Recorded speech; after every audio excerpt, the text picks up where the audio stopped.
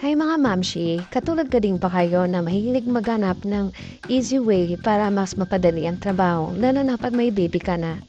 Pag naging mother ka na, kailangan mabilisan talagang kilos.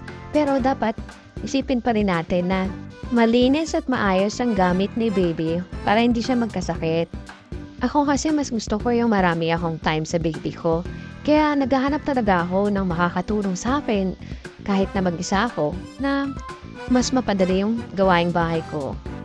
Kaya naman malaking tulong ito sa aking bottle sterilizer with dryer.